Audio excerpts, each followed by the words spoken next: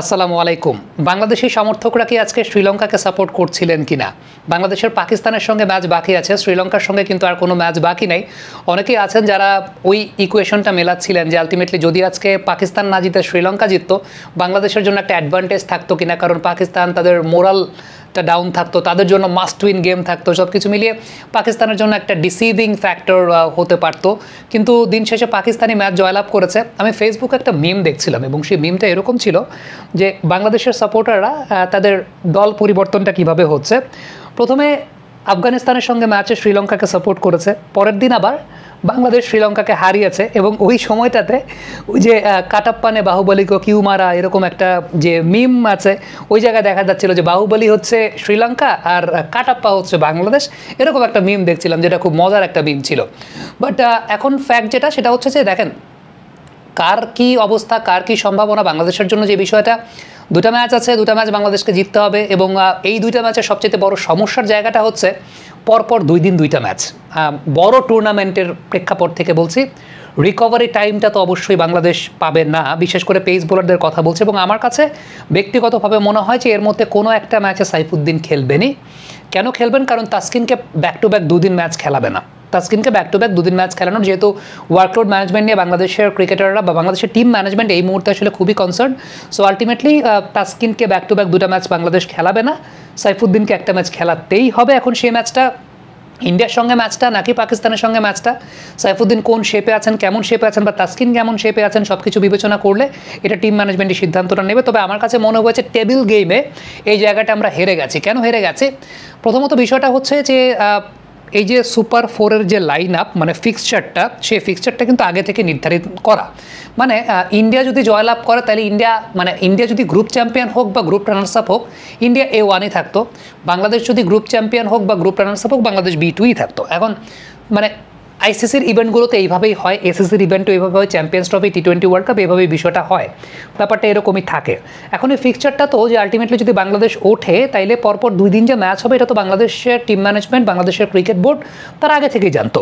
এই বছরটাতে ACC, Asian cricket কাউন্সিলের যে এজিএমটা সেটা বাংলাদেশে অনুষ্ঠিত হয়েছে। আমরা মহসিন নাকভিকে নিয়ে এসেছি, অনেক বড় আতিথেয়তা দিয়েছি।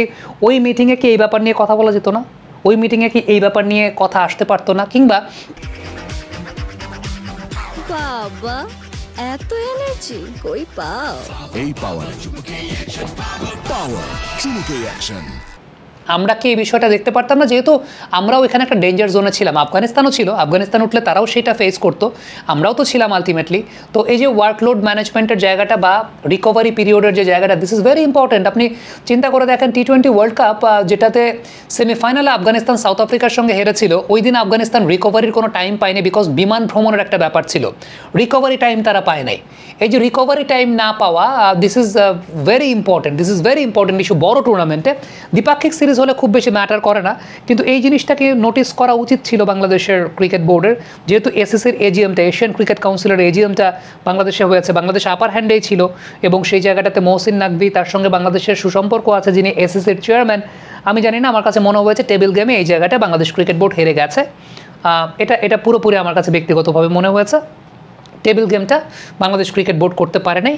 আই উইশ আমি যদি ওই সময়টাতে বা এই সময়টাতে আমি বাংলাদেশ ক্রিকেট বোর্ডের সভাপতির উপদেষ্টা দায়িত্বটা পালন করতাম মানসিকভাবে, তাইলে পরে হয়তোবা আমি এই সাজেশনটা দিতাম বা আমার কাছ থেকে সেই সাজেশনটা আসতে পারতো। যেহেতু আমি আমার নিজের জায়গা থেকে দায়িত্বটা আমি ছেড়ে দিয়েছি, সো আলটিমেটলি আমার বাইরে থেকে আগ বাড়িয়ে অনধিকার চর্চা করার কোনো জায়গা নেই। কিন্তু এটা আমার কাছে মনে হয় যে টেবিল গেমে আমরা ডিপ্লোম্যাসির জায়গাটাতে আমরা ফেল করে গেছি। ডেফিনেটলি অনেক বুলবুল ভাই অনেক ইনফ্রাস্ট্রাকচারাল ডেভেলপমেন্টের কাজ করছেন আমাদের দেশের ক্রিকেটের, অনেক কাজ হচ্ছে এখন পর্যন্ত। আমরা যেমনগুলো দেখতে পাচ্ছি, নর্দার্ন বেল্টে বেশ ভালো ছেলেরা ক্রিকেটের মধ্যে আছে, কোচিং কোর্সগুলো হচ্ছে এবছর লেভেল 3 কোচিং কোর্স হয়েছে, লেভেল 1 কোচিং কোর্স এবং সব কিছু মিলে লেভেল 3 কোচিং কোর্স প্রথমবারের মতো বাংলাদেশে হয়েছে। অ্যালেক্স রস এসেছিলেন, সাইমন টফেলকে নিয়ে আসা হয়েছে।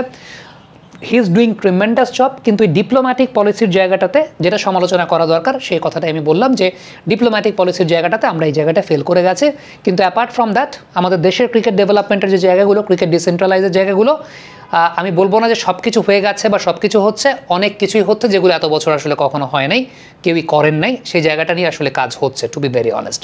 কমেন্ট বক্সে আপনাদের মন্তব্য, মতামত জানতে চাই।